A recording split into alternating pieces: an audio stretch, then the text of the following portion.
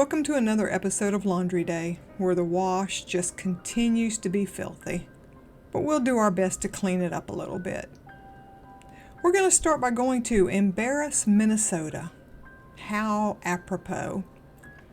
We're going to be taking a look at Ryan Denzer Johnson. That's Denzer-Johnson. He's 43 years old, and yep, he lives in Embarrass. I just find that highly amusing. Ryan has been charged with 3 counts of criminal sexual conduct in the first degree for allegedly making sexual contact with a person under the age of 14 years old. That's right, don't forget allegedly. Everything I say is purely alleged unless they've been convicted. Now back to our regular programming. Records do state that it was a girl under the age of 14. Seems he made contact with this young girl many times between March 2023 and July of 2024. Oh, okay, kudos to this guy. Apparently he told his wife, so I guess that's supposed to earn him some sort of brownie points. Easy to confess when you know it's fixing to go public. He also did provide law enforcement a statement where he admitted to making sexual contact with the girl on multiple occasions. This is a recommendation from the state in regards to giving him bail. Quote, despite being aware for some time that he was prone to sexually assault minor females, Denzer Johnson put himself in positions with access to minor females as a teacher in the Babbitt School District, Youth Ministry, and Church Advisory Board, unquote. That was the Assistant St. Louis County Attorney Amber Peterson. And you know, that's got to be one of the most ridiculous statements I've ever heard. Despite him knowing that he was prone to assault young girls, he still put himself in those positions. Well, no kidding. That's what they do. Why does this assistant attorney sound shocked? And why do you put that out? That's your reason to deny bail. I just think that's ludicrous.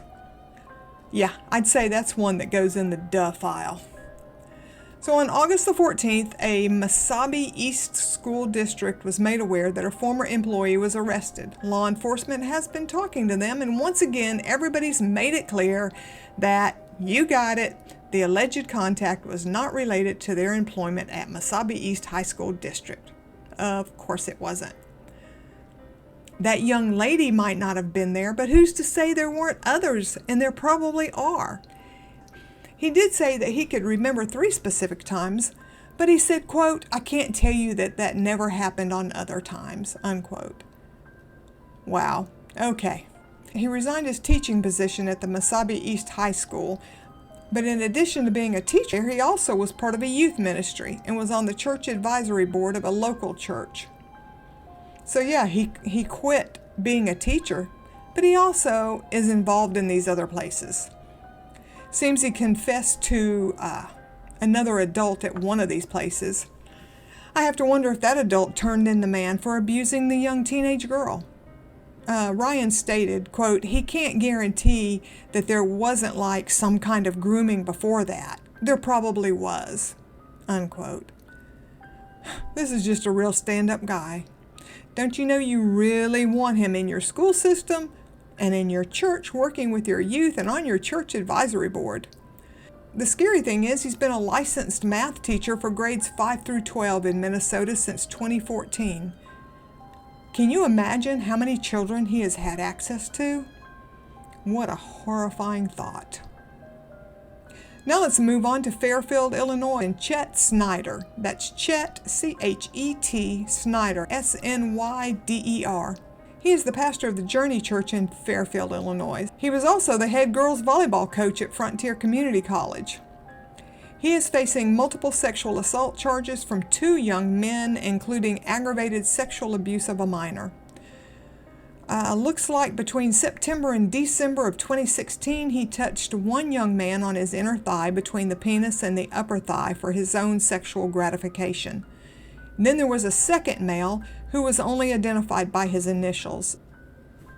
According to this young man, he accused Snyder of criminal sexual abuse, unlawful restraint, unlawful delivery of alcoholic beverages. This was against Snyder for, again, forcibly touching him like the other young man. on his inner thigh for the purpose of sexual arousal. This happened on or about August the 14th of 2016. The same day, the young man alleges that Snyder, who's 51, knowingly and without authority detained him in a vehicle. He said he drove him around, not quite sure what the point was, but that he would not let him leave the car, and that he also purchased alcohol for him and gave it to him, even though clearly this young man was not of drinking age. He appeared with his attorney in Wayne County Court this past Monday and was released under strict pretrial conditions, including a GPS monitoring and, of course, an order barring any contact with the college. The college said once they were made aware of the situation, they put him in non-disciplinary paid administration leave and removed him from all student contact. They then put out a statement that they were aware and that he's been charged, and basically they're doing what they should. But the one who really got me, the whole reason I even chose this story, there were calls to the Journey Church by Chris of the Christian Post for comment, and they went unanswered. But J.A. Williams, a pastor at Faith Assembly of God in Lisbon, North Dakota, he mourned, that's right, he mourned Snyder's arrest in a post on Facebook. Quote, "When I heard the news from my hometown, my heart broke. I knew Chet Snyder, and I respected him, and all my memories from that time were and remain good memories. He and Misty helped me through my parents' divorce. He helped me find my way back to God after a time of rebellion. I will never forget the good he did in my life and in the lives of so many others," he wrote. He did, however, state that people change while urging prayer for everyone. He went on to say that the person I was then is not the man I am now, so I know he's changed too.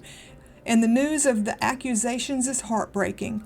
And if they're true, they do not invalidate. If they are true, they do not invalidate the good that was done, because God can and does use a lot of imperfect people to do good things. It's never an endorsement of wickedness.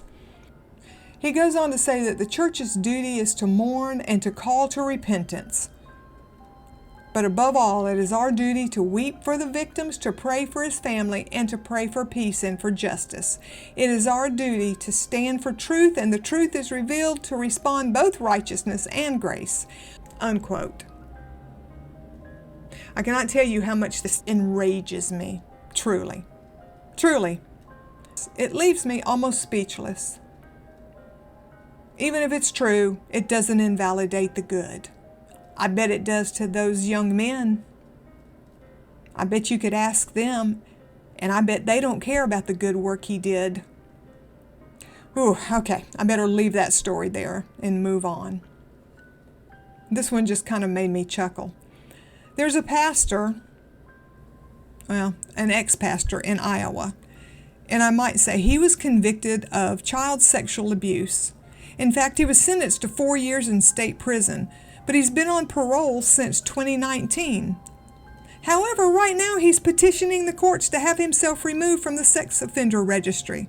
That's right. He thinks he's special, and he should be taken off of that because I guess he served the time that he was convicted.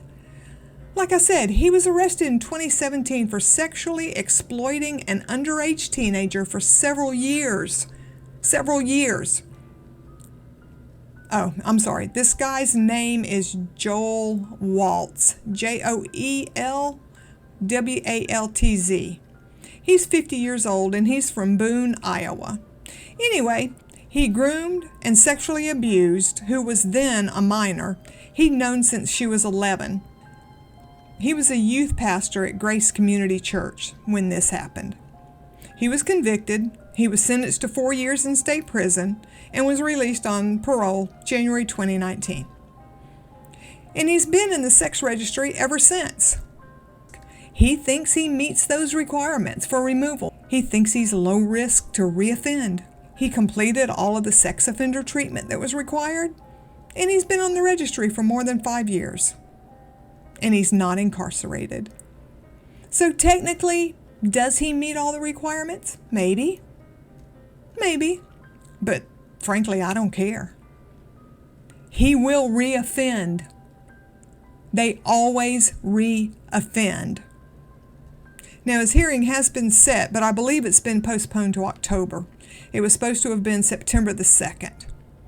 He did plead guilty to 2 counts of sexual exploitation of a minor, so he was released early. And it looks like he has been working or volunteering at a church. Of course he has. The church is now denying any involvement, said he'd never been employed by Harvest Vineyard, and he hasn't served in any children or youth ministry. Of course, they're not denying that he goes there, just that he's not employed.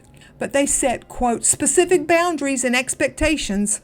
Of course they did. And that they have firmly been following those, and that children and youth are their top priority. So yeah, it will be interesting to see if he gets that sex offender registry status dropped. It's been postponed. I'm going to keep an eye on that one. This has been another laundry day. When the spin stops, the truth shows. And that's why I will keep looking.